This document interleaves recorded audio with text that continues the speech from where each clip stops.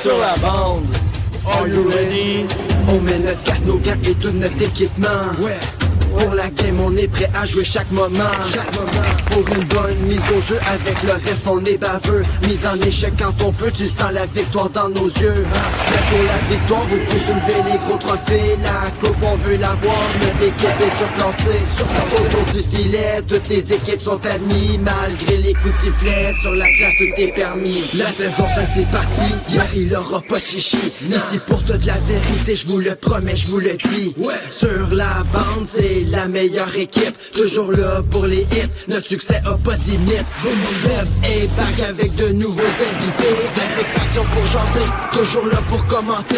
Le show va commencer, faut surtout pas le manquer. Sur la bande faut écouter, ici c'est le podcast du hockey,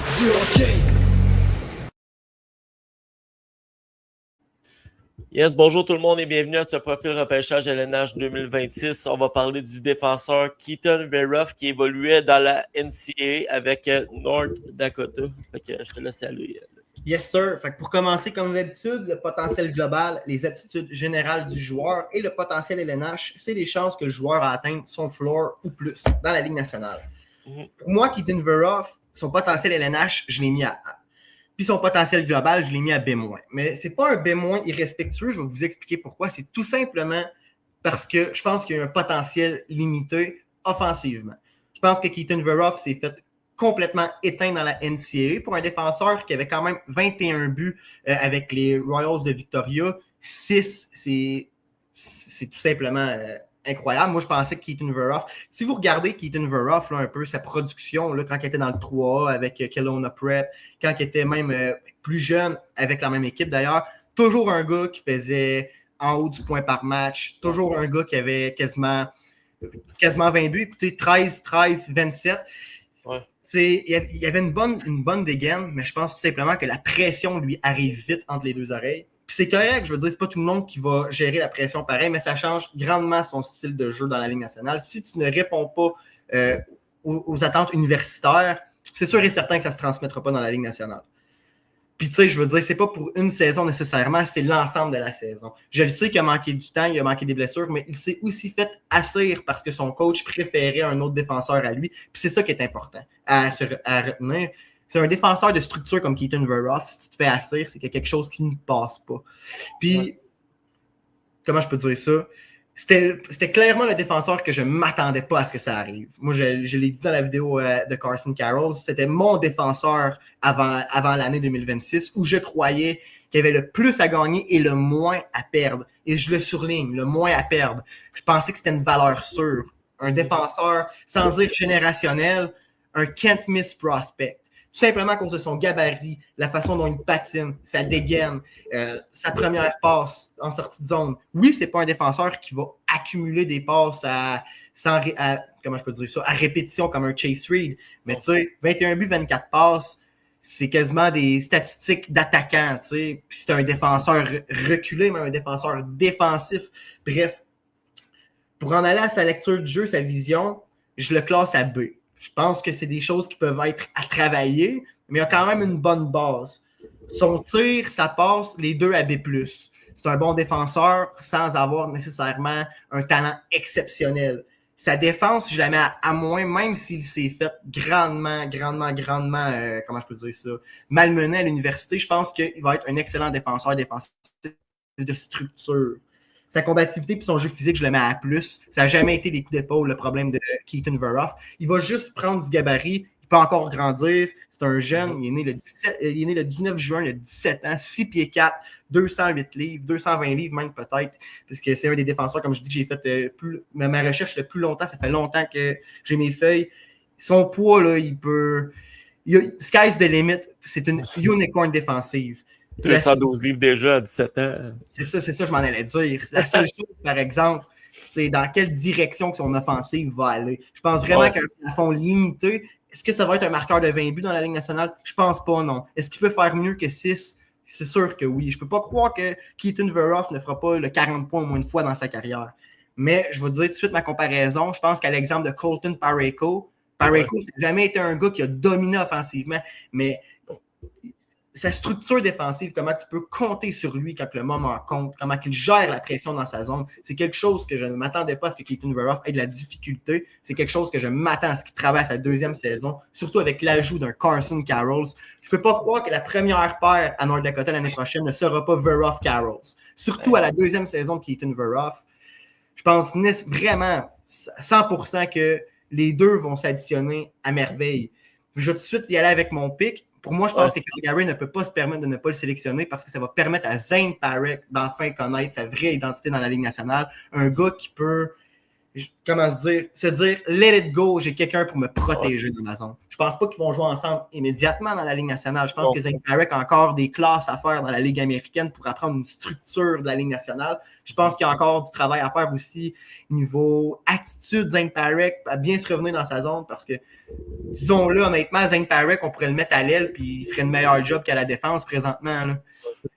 Mais en voulant dire que je pense que l'ajout d'un Keaton Veroff, où est-ce que tu vas être au draft? Je pense que les Flames de Calgary, là, au 6e rang, là, tu te dois d'essayer de monter. Je sais que les Blackhawks de Chicago sont en discussion pour transiger leur choix. Le problème, c'est que les Flames n'ont absolument rien à donner à Chicago pour s'avancer. Ouais. Je veux dire, Chicago veut clairement un attaquant prêt à venir épauler Connor Bedard pour le choix numéro 4.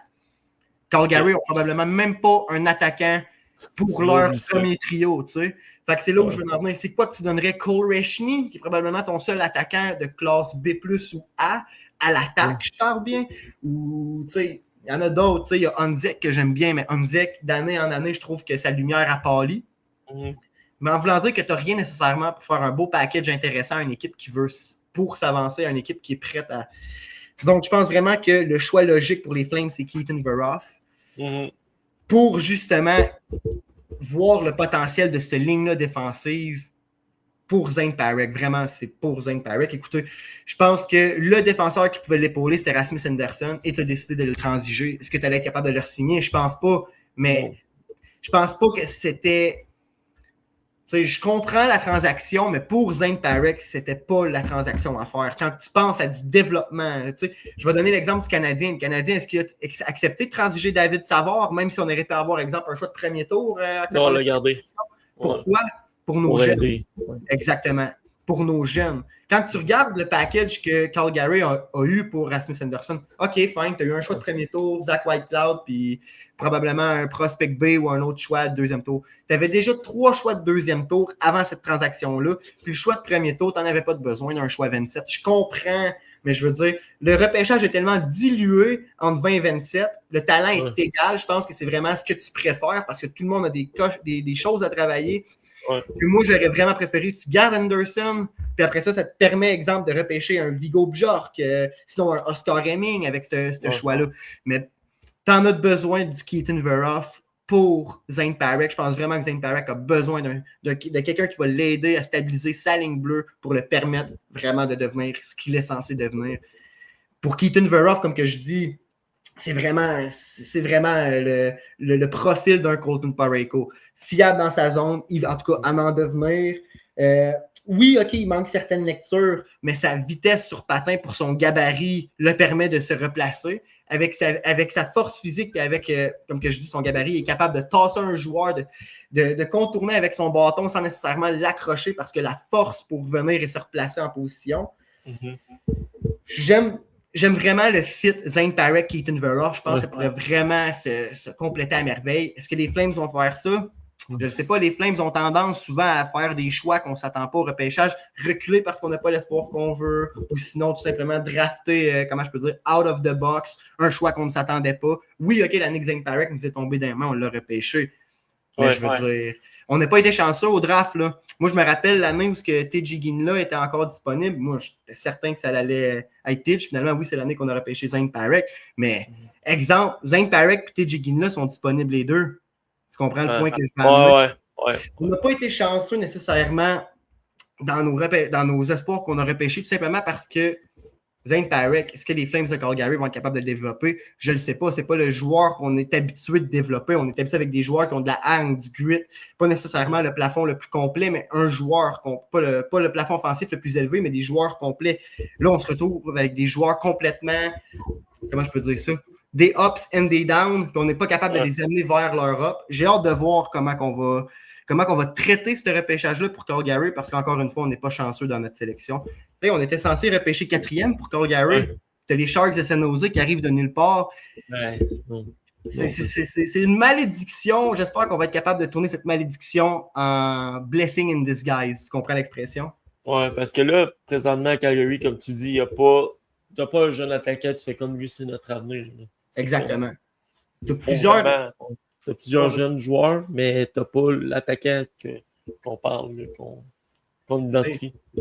Cole Rechny, je pense qu'on l'a repêché au 18e choix, au 19e choix. Puis c'est ton meilleur attaquant au potentiel offensif. Ça en dit long sur ta banque d'espoir. Oui, tu as plusieurs bons espoirs B et B+, mais tu n'as pas l'espoir A à l'attaque.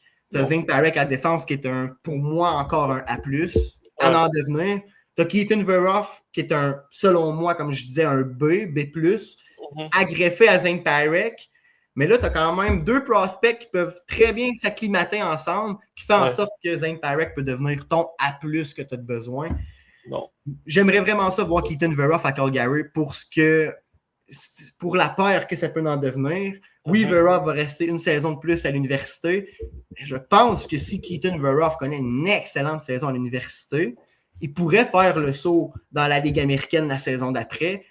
Sky's the limit. Quand tu as son gabarit, si tu joues bien, si tu connais la structure, tu peux vite monter en haut. Tu sais, c'est pas tous les défenseurs qui sont des David Reinbacker. Il y en a comme des Simon Nemec qui passent très peu de temps dans la Ligue américaine avant d'arriver dans la Ligue nationale. Oui, OK, Simon Nemec, ça a été des hauts et des bas, mais il faut aussi comprendre que les Devils du New Jersey ne sont pas dans une phase de développement comme les Flames le sont. Je pense que Keaton Veroff et Zane Parek vont avoir beaucoup plus le droit à l'erreur qu'un Simon Nemec avait le droit à New Jersey, tu sais.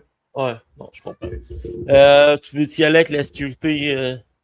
Ouais, ben, je vais dire un peu aussi ses forces puis ses faiblesses. Là. J'ai beaucoup parlé, exemple, du matching que ça pouvait faire. Moi, ce que j'adore, c'est la combinaison de taille-mobilité. J'en ai parlé un peu aussi dans la vidéo de Carson Carrolls. Un impact transitionnel. Comme je disais, il peut se faire battre, mais il va revenir parce qu'il y a la taille, puis il y a la vitesse et la carrure pour battre le gars qui part en échappée, tout simplement pour le ramener vers lui. Un potentiel offensif limité, mais présent. Quand même, le potentiel de faire du 10 à 15 buts comme défenseur, ce n'est pas à cracher dessus. C'est rare un défenseur de 15 buts dans la Ligue nationale de nos jours. Surtout de la façon dont Keaton Veroff va le faire. Tu sais, un Shane Gostisbehere, c'est correct. Mais Shane Gostisbehere, pour ses 15 buts, il va t'en coûter 30. Tu comprends ce que je veux dire? Tandis que je pense que Keaton Veroff va avoir une belle, comment je peux dire ça? Un bel apport de ce qui te coûte vis-à-vis ce qui t'apporte. Je pense pas que ça va être un défenseur qui va avoir une fiche de négatif 20 en arrivant dans la Ligue nationale, même si c'est un défenseur dans un club en reconstruction. Je pense que oui, OK, il peut avoir des saisons à moins 10, moins 5 pour commencer sa carrière. Je pense que ça va être un bon défenseur qui va t'amener de la stabilité dans ta zone lorsqu'il va être à maturité. Et c'est important de mentionner que son poids va faire en sorte que sa maturité arrive beaucoup plus tôt qu'un Chase Reed ou d'un Carson Carrolls. Ça, il ne faut pas oublier. 6 pieds 4, 220 livres à 17 ans. Imaginez-moi le spécimen à 21 ans, 22 ans. Tu sais, si Chase Reed atteint sa maturité à 25-26 ans, Carson Carroll, Keaton Veroff va l'atteindre à 22-23 ans. Sa maturité physique, je parle. C'est ça qui est important pour un défenseur. Parce qu'après ça, c'est bien plus facile contrôler ton edge, ton espace vis-à-vis de ton gardien de but, le joueur qui s'en vient, contrôler le gap.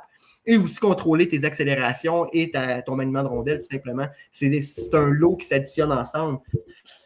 Je pense que Keaton Veroff, même si je disais que son potentiel était plus limité, son floor est peut-être plus élevé que certains aussi. Puis, tu sais, il faut prendre en considération qu'un défenseur qui va arriver à maturité à 22-23 ans, certaines équipes vont le prioriser à, exemple, un Ryan Lynn, qui est très frêle, qui va arriver à maturité à 25-26 ans, même si son potentiel offensif est plus présent, c'est sûr que Keaton Veroff va sortir avant Ryan Lynn. Tu comprends le point que j'amène? Ouais. Je pense que ses faiblesses, par exemple, il faut qu'il se concentre sur sa structure, il faut qu'il se concentre sur sa lecture devant son filet. Oui, OK, c'est quelque chose qui va être une force, mais à son gabarit, ça pourrait déjà être sa meilleure arme, sa meilleure... Tu sais, il est capable de dégager le devant du filet. Ça, je vais faire attention à comment je l'apporte. J'aimerais qu'il le fasse en tout temps. J'aimerais qu'il gère la pression aussi en avantage numérique mieux que ça. Et j'aimerais surtout qu'il ne crée pas d'erreur en essayant le home run play. Tu sais, quand tu es dans la NCAA, tu as des équipes où ils se concentrent. Je vais donner l'exemple de Purdue. C'est une équipe simplement défensive. On tue, on joue la trappe, comme les Devils dans le temps. Tu peux pas essayer un home run play contre une équipe comme ça. Ça finit en turnover, c'est sûr, à la ligne bleue dans ta zone, puis tu recommences à être enfermé. C'est des décisions contre des structures de jeu à améliorer, mais c'est normal, il y a 17 ans. Mais quand même, à son poids, son physique, son gabarit et ses forces, il devrait déjà connaître un peu mieux ce qu'il peut et ce qu'il ne peut pas faire. Mais comme je dis, de la constance, c'est pas tout le monde qui l'a à cet âge-là. Bref, c'est peut-être pour ça qu'un Chase Reed s'est glissé au 2e rang et que lui, il a glissé. Alors ça, tu le voyais l'année passée, comme tu disais, tu le voyais au 2e rang. Là. Ah, moi, je le voyais peut-être pas au 2e rang parce que, tu sais, mine de rien, Ivar Stenberg a toujours été présent. Mais entre lui et Stenberg, pour moi, la marge n'était vraiment pas élevée. Ça allait vraiment être, est-ce que j'ai besoin d'un défenseur ou d'un ailier? Parce que, tu sais, c'est un défenseur droitier qui est Veroff. Ça, c'est important. Il n'y a rien de plus important qu'un défenseur droitier dans la Ligue nationale, tu sais, d'un right defenseman. Tandis que Ivar Stenberg, c'est un ailier. Si Ivar Stenberg serait un centre aussi responsable que Callum Malhotra avec le potentiel offensif qu'il a, même si selon moi, il n'a peut-être pas le potentiel offensif d'un McKenna, c'est à discuter. Mais là, je vais toujours prioriser le défenseur droitier s'il y a un potentiel offensif qu'à l'ailier. Mais tu sais, l'étoile a tellement pâli de Keaton Veroff que j'ai pas le choix d'y aller avec Ivar Stenberg comparé aux deux. Mais c'est pourquoi qu'un Chase Reed, même si je pense que c'est un défenseur gaucher, j'ai un petit plan de mémoire, attends un petit peu. Même si Chase Reed, c'est un défenseur gaucher, je pense. Non, c'est un défenseur droitier, Chase Reed aussi. Même si Chase, je me trompe avec Carson Carroll. Même si Chase Reed, c'est un défenseur. Même si Chase Reed, exemple, l'a dépassé, je pense quand même qu'il y a le potentiel qu'il avait. Mais ça. Comment dire? C'est encore là, ça revient à la structure, tu sais. Chase Reed aurait pu finir avec 40 points de plus que Keaton Veroff. Si Keaton Veroff aurait montré pas de l'intérêt parce qu'il a une meilleure constance devant son filet avec le gabarit qu'il a, ça aurait été dur à choisir. Exemple, les Sharks de San Jose qui n'ont pas nécessairement besoin d'un défenseur à tout faire.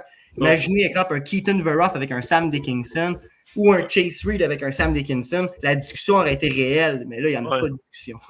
Non, c'est ça. La sécurité du joueur, si, mettons, le potentiel, je pense que c'est ça. Excuse.